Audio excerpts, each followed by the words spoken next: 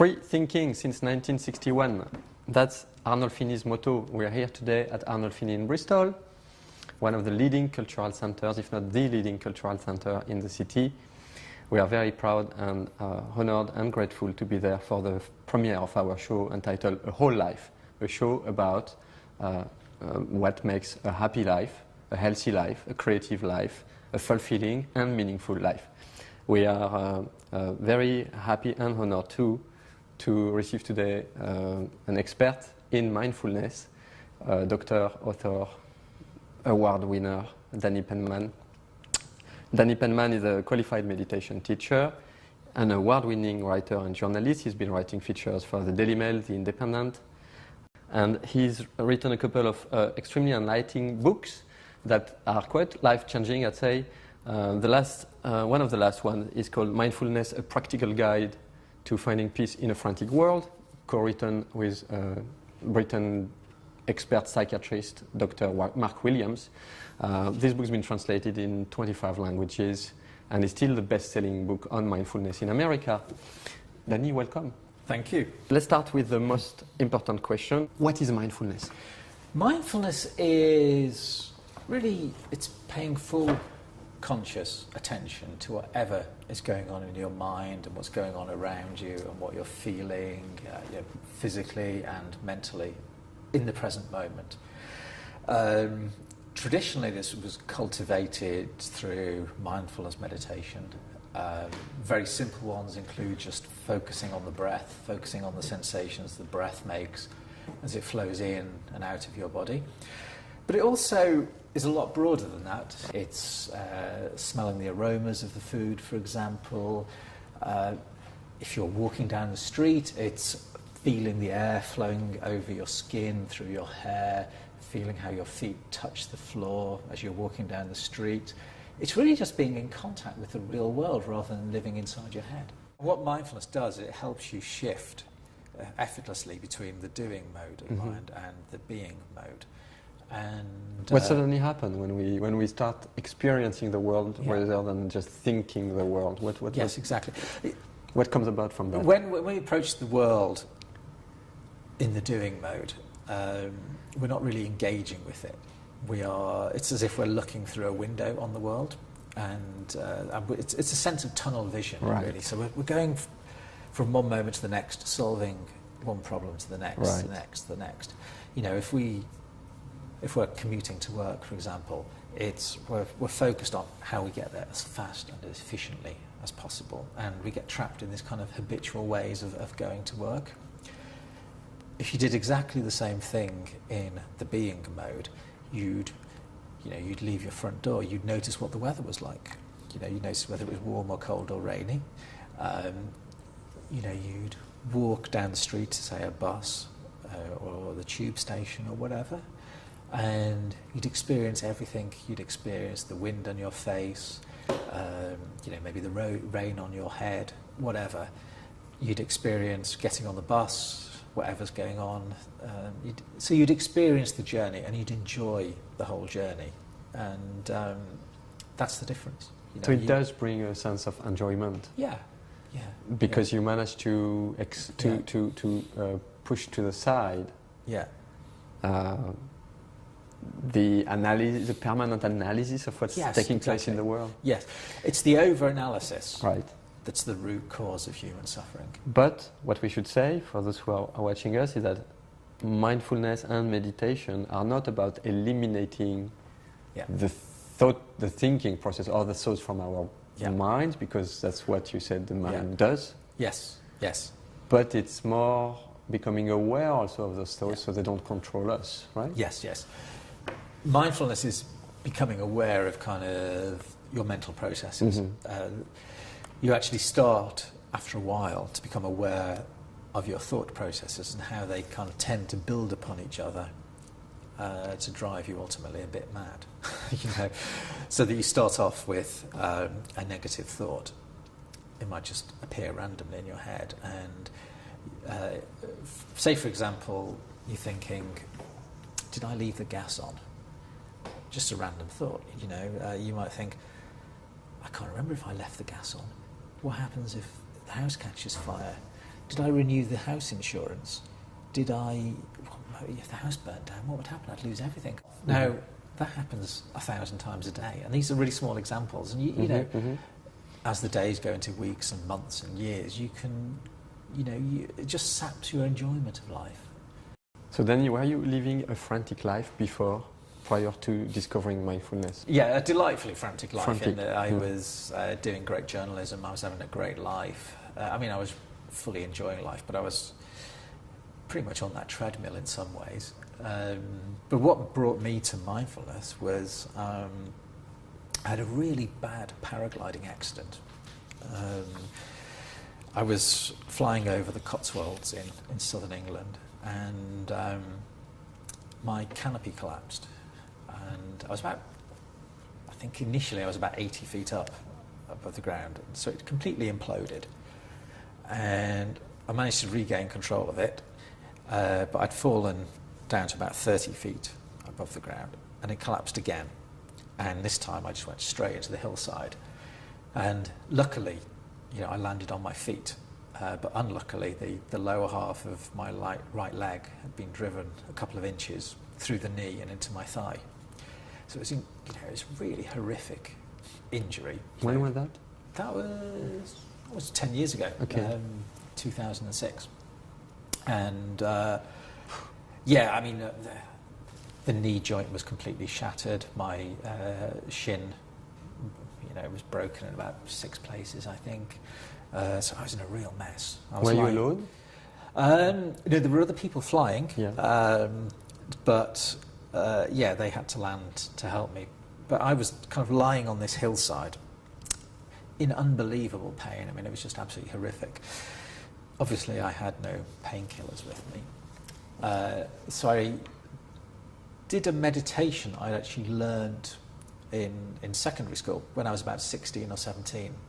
And then I remembered this because I'd also heard meditation was good for pain relief.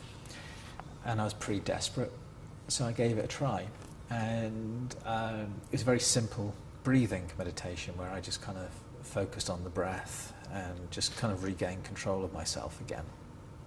And much to my surprise, it worked really well. The pain was kind of still there, but it was separate from me, so I could cope with it. Mm-hmm. And I went to hospital. I spent a month or so in hospital, and they had to rebuild my leg.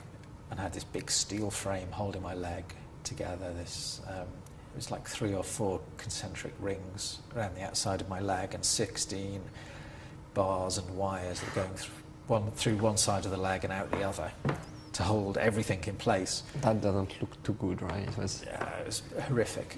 Wow. And the only way I could control, again, they gave me chemical pain relief, as it were, but that leaves you kind of jaded and washed out, and it takes all the fun out of life, in a sense. Mm-hmm. So I used this meditation again to help me with the pain, and I managed to reduce the painkillers I was taking by 2/3. I found it was really good for kind of the stress and anxiety and general unhappiness I was feeling. This was kind of quite a life-changing event on many levels. I think what the mindfulness gave me mm-hmm. was a sense of perspective. It was a horrible time at the moment, but it was just one event in hopefully a long life, and that I would get through it, and I'd make as good a recovery as it was possible to do. And that's why it's so powerful against anxiety and stress and depression, is it just broadens your horizons, so that life may be pretty crappy at the moment, but it wasn't always, and it won't always will be. How long did you stay hospitalized until you could just walk again? Well, I was in hospital for a month, which is a long time for the NHS. Yeah. They like to get you out the door as fast as possible. And then I had this frame on my leg for, I think it was 5 months, something like that. But the surgeon originally thought I'd have the frame on my leg for 18 months. So that's an indicator of how rapid the healing was compared to what was expected. And you attribute that to the exercises? Yeah. mindfulness. Yes. You know, it got better because obviously brilliant surgery and healthcare, physiotherapy, and all of those things, because they have a huge team to manage these kind of injuries.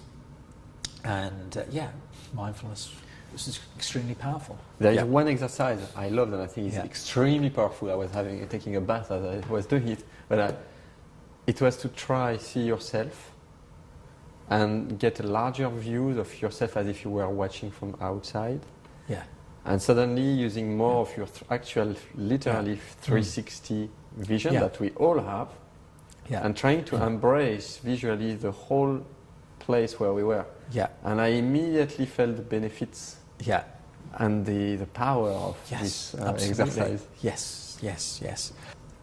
It's if you can carry that kind of enhanced perspective with you through the day, not only does your life become a lot happier, but you know, it just builds that inner resilience, and it makes you realise that a few bad things may have happened today, but you know, it's not really going to affect your future that much. You know, if you get stuck in traffic, for example, it's very easy to become closed. You know, you become increasingly angry and stressed, and you begin to see the entire world through a set of lenses, essentially, that are, you know, stress and happiness, and it just colours your whole day.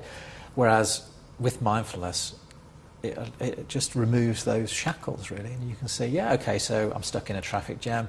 It's going to end in a few minutes or maybe half an hour if it's really, really bad, but it's not going to affect the rest of the day. Right. I can still live the rest of my life, you know, with peace and contentment. It also sharpens somehow like your awareness. Yeah. And now even you're suddenly multi-skills set, because you're aware of something else you could be working on. Yeah, absolutely. Focusing on the negative. Right? Yeah. Because often what happens is we end up focusing on the negative and enhancing the negative. And actually, if you and you know, if you can just step outside of that state of mind, well, you know, not only do you become far happier, you become more productive as well. No question, really. That's why one of the things you say, one of the tips to push away the negative thoughts is what mindfulness helps you do is notice immediately when those negative thoughts arise. Yes. And immediately think, oh, negative thoughts, and push them back. Yes. And that's extremely powerful. Yeah. It's just that acceptance of yourself, and the acceptance that occasionally you have negative thoughts, self-destructive thoughts. The acceptance of that, somehow it just dissolves them. They just literally just run into the sand. Can anyone out there watching this program meditate? Is mindfulness for anyone? If you can breathe, you can meditate. It's really as simple as that. I mean, in the Mindfulness for Creativity book, it's really a 4-step process. The first week is really about becoming, it's kind of putting you in contact with your mind and how it works. So, and you do that by just focusing on your breath.